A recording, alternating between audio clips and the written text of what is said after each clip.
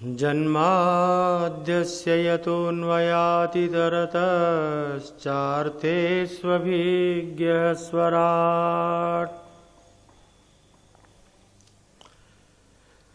तेने ब्रह्महृदाय आदिकवये मुह्यन्ति यत्सूरयः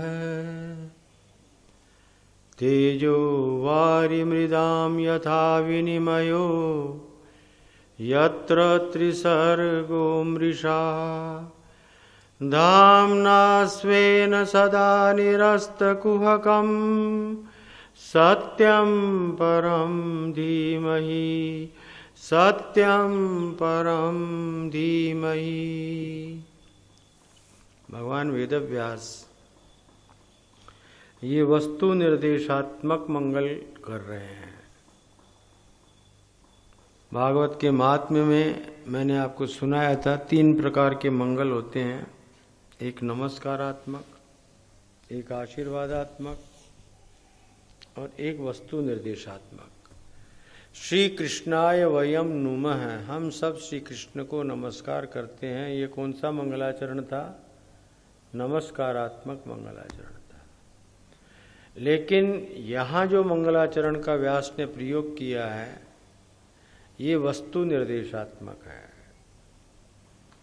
उस सत्य तत्व का, उस परम तत्व का, उस परम सत्य वस्तु का निरूपण इस मंगलाचरण में स्वरूप लक्षण के द्वारा और तटस्थ लक्षण के द्वारा किया जा रहा है। अद्भुत है, ये अद्भुत है। पहला जो सेंटेंस है इसका, जन्माद्यस्य, पहला शब्द है जन्म और उसके आगे का शब्द है आद्यस्य, दोनों मिल गए जन्माद्यस्य बना। जन्म आद्यस्य, आद्य कौन है? जो परमात्मा ने संकल्प किया, सो अकामयत, संकल्प किया उसने, एको हम बहुश्याम प्रजायेय, एक से मैं अनेक स्वरूपों में अपनी अभिव्यक्ति दे दूं। तब सबसे पहले उसने जन्म दिया आकाश को। किसको प्रकट किया? आकाश को। सृष्टि क्रम का प्रारंभ करने के लिए आकाश बहुत जरूरी है। आकाश यानी अवकाश। आकाशात वायो, उपनिषद मंत्र कह रहा है, आकाश से हुआ वायु, वायोरग्नि, और वायु से अग्नि हुआ, और रग्नेः आपः, अग्नि से जल हुआ, और अद्भ्यः पृथ्वी, और जल से ये पृथ्वी कहाँ टिकी हुई है? बोलो, किस पर टिकी हुई है? पानी पर। जिधर खोदोगे वहाँ क्या निकलता है? पानी। मतलब आधार कौन बना हुआ है? पानी। तो अद्भ्यः पृथ्वी, ये पंच महाभूत है। इन पंच महाभूतों में आद्यस्य, आकाशस्य, और देखिए हम लोग ब्रह्म की सर्वव्यापकता, उसकी निर्बाधता जो सिद्ध करते हैं या बताते हैं, तो कहते हैं आकाश की तरह से सर्वव्यापक है। वो ब्रह्म कैसा है? आकाश की तरह। आकाश कहाँ नहीं है बताओ? तुम जहाँ बैठे हो वहाँ आकाश है कि नहीं? आकाश यानी पोल, और बिना पोल के कोई आवाज निकलती? ढोल में क्या होती है? बोलो, पोल। अगर ढोल में पोल ना हो तो बजे क्या? बोलो, तुम बजाते हो, तबला बजाते हो, उसके अंदर क्या है? पोल है। अहमदाबाद में बहुत पोल है, पोल ही पोल है वहाँ।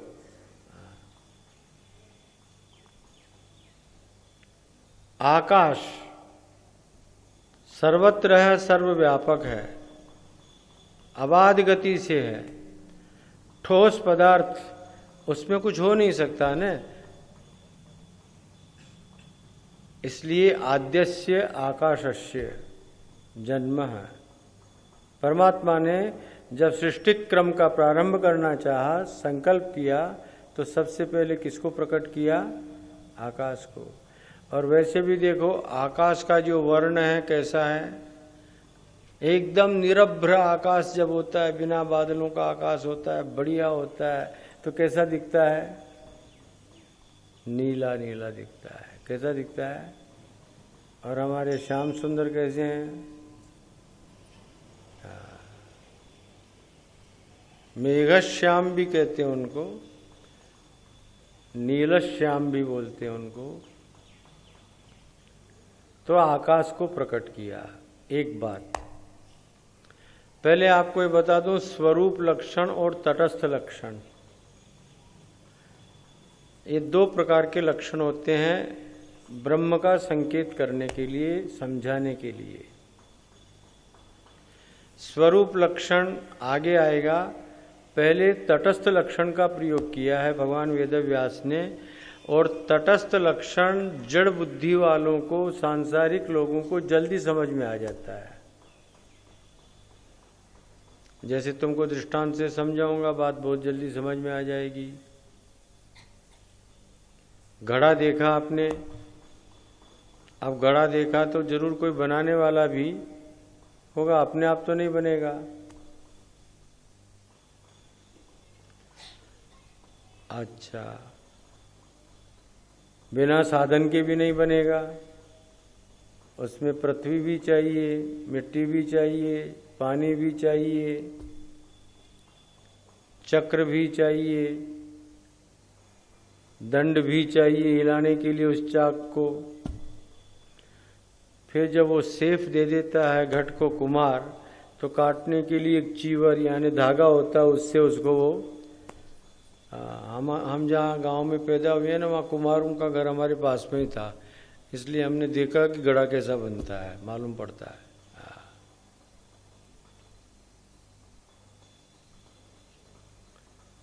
और कुम्हार तो है ही है उसमें कारण, कई कारण हैं, तब जाकर के एक घड़ा बनता है। अच्छा, उसमें गधा भी कारण है घड़ा बनने में। हाँ, ગધેડો પણ કારણ છે। તમે કહો કે ગધેડો કેવી રીતે, તો મંટોળો કોણા ઉપર લાવે છે કુમાર? ગધેડો બહુ સારો પ્રાણી છે, ગધા बहुत ही अच्छा प्राणी है, बड़ा सहिष्णु है।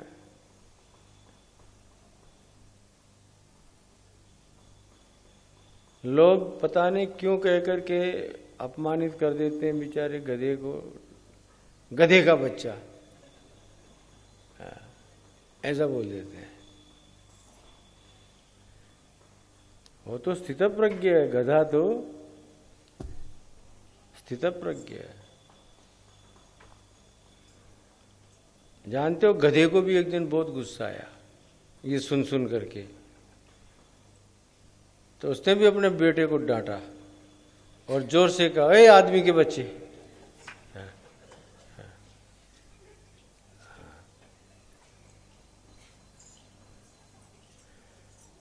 तो घड़ा बनाने में गधा भी कारण है। ये तटस्थ लक्षण हुआ। तटस्थ का मतलब सीधा अर्थ होता है अपने कार्य को प्रकट करते हुए अन्यत वस्तुओं से व्यावृत्ति कर दे, उसका नाम तटस्थ लक्षण। संसार हम देख रहे हैं, सकर्तृकम, जरूर कोई न कोई इसका करता है। कार्यत्वात्, क्योंकि कार्य है। जब ये संसार रूप कार्य है तो इसको बनाने वाला कोई कारण भी होगा ही होगा। उस कारण की तरफ संकेत करते हैं कि संसार ये है और इसको बनाने वाला कारण ये है। तब संसार की भी अभिव्यक्ति हो गई और कारण की भी अभिव्यक्ति हुई। लेकिन स्वरूप लक्षण में क्या होता है?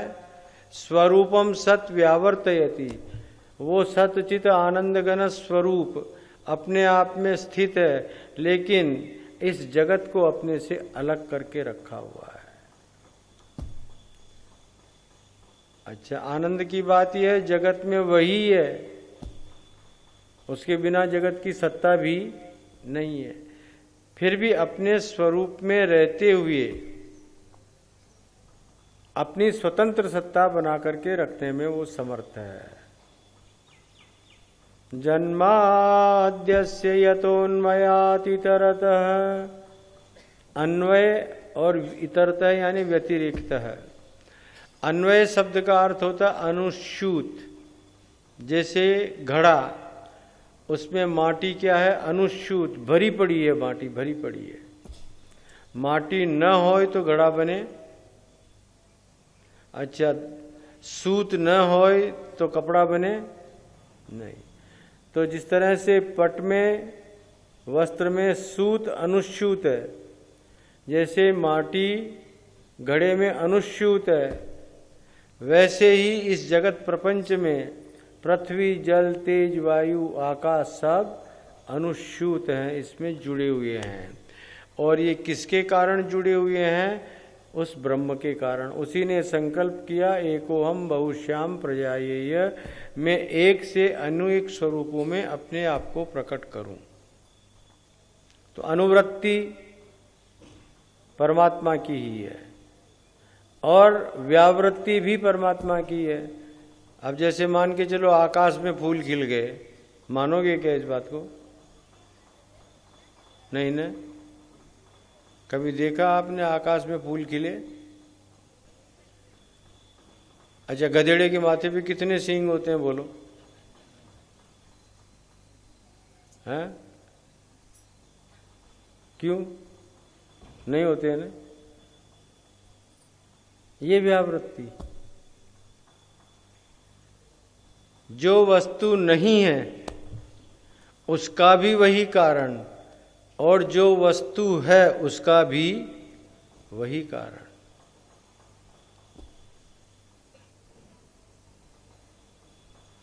वो परमात्मा सभी पदार्थों में सर्वज्ञ होकर के विराजमान हो रखा है और स्वराट है। स्वराट का मतलब होता है अपने ही प्रकाश से प्रकाशित, उसे अन्यत किसी व्यक्ति के प्रकाश की आवश्यकता नहीं है, वो स्वराट है। उसी परमात्मा के संकल्प से ब्रह्मा के हृदय में जो आदि कवि है ब्रह्मा, उनके हृदय में वेद वाणी को संकल्प से प्रतिष्ठापित कर दिया और उसी का परिणाम हुआ यथा पूर्वम अकल्पयत। ब्रह्मा जो हैं वो भी यथा पूर्वम आसीत तथैव अकल्पयत, जैसे जगत पूर्व काल में था उसी तरह से इस वेद वाणी की कृपा से जो उनके हृदय में प्रतिष्ठापित हुई, अकल्पयत, उन्होंने कल्पना करके और इस जगत को बनाया, निर्माण किया। तब उनके हृदय में भी इस वेदवाणी का प्रकाश उस परमात्मा ने ही किया। और नारायण वो कैसी है वो वेदवाणी? मुह्यन्ति यत् सूरयः, सूर्य नाम विद्वान, सूरयः विद्वांसः, बड़े बड़े विद्वान भी इस वेदवाणी का श्रवण करके और व्यामोह को प्राप्त हो जाते हैं, मोहित हो जाते हैं। काहे? नहीं समझ पाते कि इन वेद की ऋचाओं का परम तात्पर्य ज्ञान में है, उपासना कांड में है या कर्म कांड में है। 1,00,000 मंत्र माने जाते हैं, उनमें से नारायण 80,000 मंत्र कर्म कांड का प्रतिपादन करने में लगे हुए हैं। कितने मंत्र? 80,000। 16,000 मंत्र उपासना कांड में लगे हुए हैं प्रतिपादन करने में। और 4000 मंत्र हैं जो ज्ञान कांड का प्रतिपादन करते हैं, क्योंकि ज्ञान अत्यंत सूक्ष्म होता है, अत्यंत सूक्ष्म होता है। इसलिए औपनिषदीय विद्या ये ज्ञान कांडात्मक है, उसमें 4000 मंत्र हैं। इस तरह से मेजॉरिटी किसकी हो गई? कर्म कांड की। अनेक जगह कर्म कांड करवाने वाले मिल जाएंगे, मेजॉरिटी उनकी है। 80,000 मंत्र हैं, थोड़े नहीं है। लेकिन उपासना करने वाले बहुत कम मिलेंगे, वो 16,000 मंत्र हैं। और उसमें भी आत्म तत्व का अपरोक्ष अनुभव करने वाले और भी कम मिलेंगे, क्योंकि 4,000 हैं। इसलिए व्यामोह को प्राप्त हो जाते हैं कि वेदों का परम तात्पर्य कर्म कांड में है या उपासना कांड में है या ज्ञान कांड में है। बड़े बड़े विद्वान भी मोह को प्राप्त हो जाते हैं। जिनके ऊपर गुरु कृपा होती है, भगवत कृपा होती है, वो यथार्थ को समझ लेते हैं कि भाई कर्म कांड भी आवश्यक है। इसलिए आवश्यक है कि कपड़े को धोना पड़ता है, उस पर मल लग जाता है तो उसको निवृत्त करना पड़ता है। तो साबुन अनेक प्रकार के आ गए हैं, जितने कपड़े नहीं होंगे उससे ज़्यादा तो डिटर्जेंट पाउडर आ गए हैं दुनिया में। धोते रहो बैठे बैठे। दांत घिसने के लिए देखो ना तुम, दांत कितने हैं? 32 बोलते हैं ना। टूथपेस्ट कितनी होगी? 64 से ज़्यादा होगी। लगे रहो, घिसते रहो।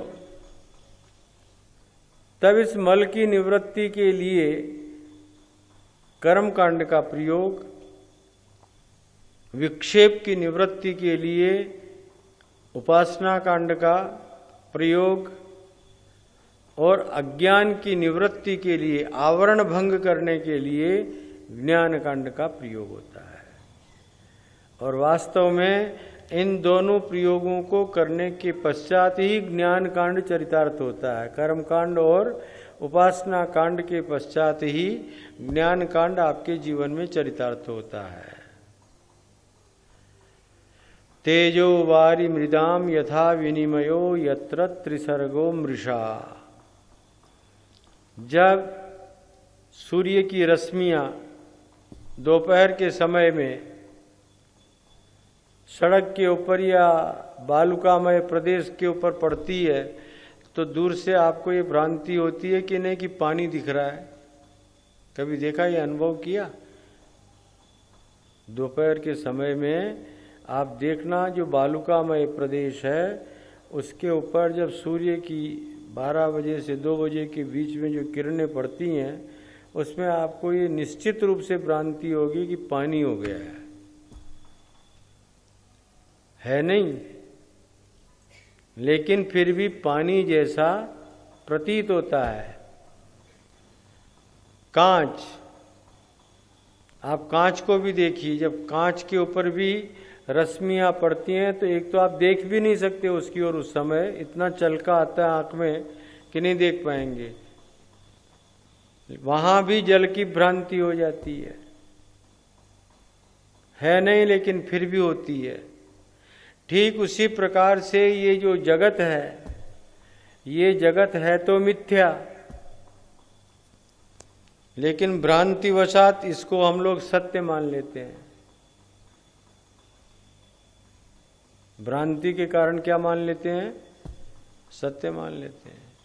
इसलिए तो शरीर को आप देखिए ना, हम कितना संभालते हैं, फिर भी ये रहता है क्या? टिकता है क्या? कितने साबुन लगा लो, कितनी क्रीम लगा लो, कितने बढ़िया बढ़िया कपड़े पहन लो, फिर भी वेदांती हो जाती होगी नहीं? वेदांती का मतलब बिना दांत के। दांत रहते हैं क्या? मुंह बड़ा विचित्र हो जाता है दांत निकलने के बाद में।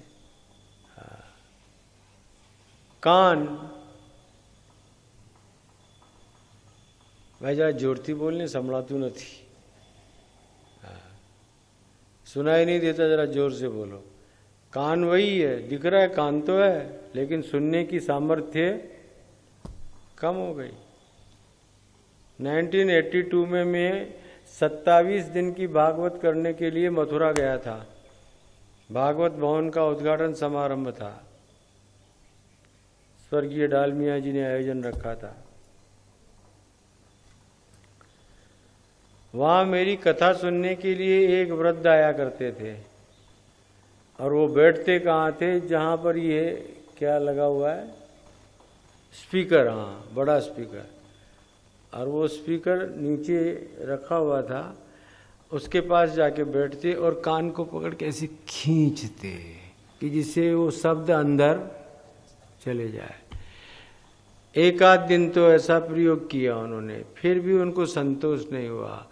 तो फिर क्या किया उन्होंने, एक दिन वो तेल डालने की कुप्पी, वो आती है ना तेल जिससे भरते हैं वो बोतल में, हाँ वो कुप्पी लिया और उसके पीछे एक पाइप लगाया प्लास्टिक का, और उस कुप्पी को उस स्पीकर पे ऐसे रखा और वो पाइप को अपने कान में ऐसे लगाया। हंसो मत बेटा, अपनी भी ये स्थिति होने वाली है, सबको ही आने वाले हैं ये दिन। हालांकि मैं उस व्यक्ति के ऊपर फक्र करता था कि इसको श्रवण करने की कितनी प्रबल जिज्ञासा है कि अलग अलग उपाय करके आ रहा है और भागवत सुनना चाहता है, लेकिन मेरे से रहा नहीं गया। तो एक दिन मैंने उसको कहा, जब सुनने की अवस्था थी, अब तब तुमने सुना था या नहीं मैं तो नहीं जानता हूं, लेकिन अगर सुना होता तो आज ये कुप्पी लगा के सुनना नहीं पड़ता। एक बात। दूसरी बात, अगर तुम सुने हुए होते तो ये जो तुम्हारी उम्र है, ये जुगाली करने की उम्र है। क्या करने की? गाय जो है, पशु जो है, दिन में चारा चरता है और उस चारा को अपने पेट में ला करके और रख लेता है, लेकिन रात को बैठ करके फिर वो क्या करता है, उसको हिंदी में तो जुगाली बोलते हैं, आपने गुजराती में हूँ के વાકોળવાનો। શું કરે? તમે બી નાખી તો લો, પણ પછી રાત્રે જઈને વાગોળજો। હા, અગર વાગોળતા રહેશો તો પછી કુપ્પી લગાડવાની જરૂરત ન પડે। ये जगत मिथ्या है, लेकिन अमृषात्व की अनुभूति करवाता है, सत्यत्व की अनुभूति करवा रहा है। ऐसा लगता है ये सत्य है, सत्य सा है, सत्य नहीं लेकिन सत्य सा है। ऐसा होता भी है नारायण। कोई मोहल्ला होता है, जैसे मान लो उसमें ब्राह्मण लोग रहते हैं, तो नाम पड़ गया ब्राह्मणों का मोहल्ला। अब वो नाम पड़ गया ब्राह्मणों का मोहल्ला, इसका मतलब ये थोड़ी कि कोई दूसरा उसमें घर लेके नहीं रह सकता। बोलो, रहता है कि नहीं रहता है? अब दूसरा रह रहा है तो वो भी क्या लिखेगा, कहाँ रहते हो भाई, एड्रेस में क्या लिखेगा? हाँ, ब्राह्मणों का मोहल्ला, ऐसा ही लिखेगा ना, क्योंकि एड्रेस वो हो गया है। तो वैसे ही ये जो जगत है ना,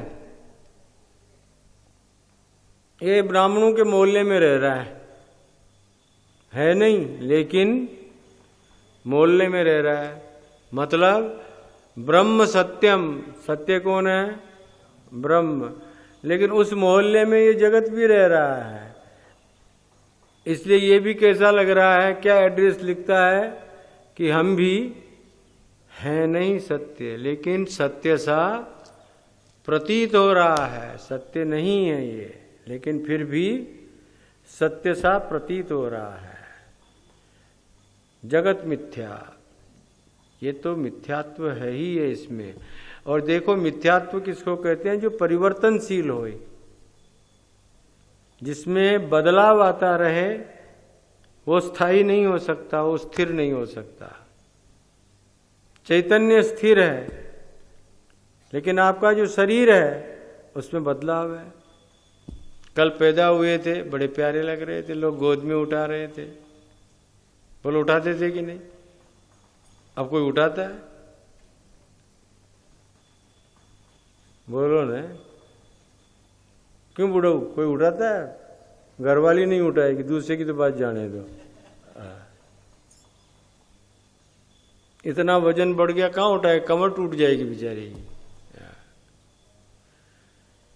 और जब छोटा होता है तो सब मेरा मुन्ना मेरा मुन्ना, और फिर उसको चूमते हैं बेचारे को, और वो बाप की दाढ़ी उसको रगड़ती है तो वो रोता है। बाप समझता है खुश हो रहा है, अरे काहे का खुश हो रहा है, तेरी यहाँ घास उसको गड़ रही है। जगत मिथ्या, सत्य तो ब्रह्म ही है, लेकिन उसके साथ रहने के कारण से, उसके संकल्प से होने के कारण से आभास हो रहा है, सत्य सा है नहीं।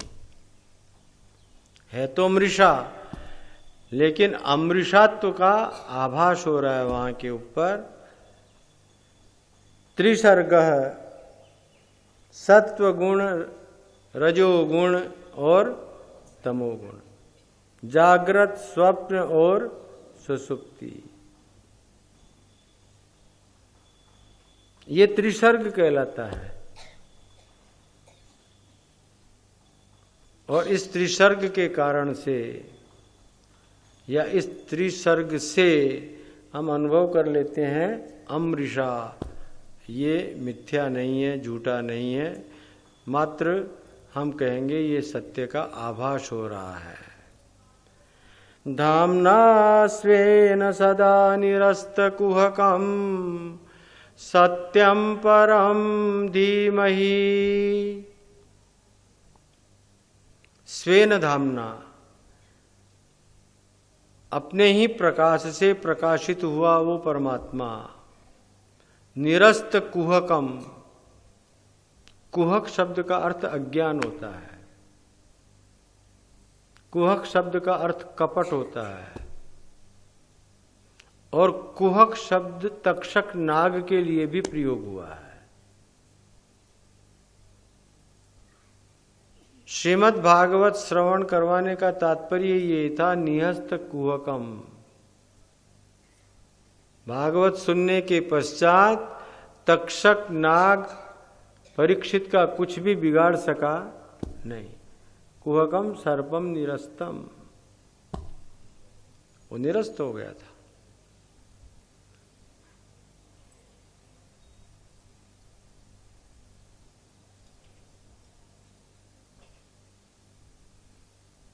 वैसे तुम भी देखो, अपने जीवन में अनुभव करो, अज्ञान से सभी तो पीड़ित हैं।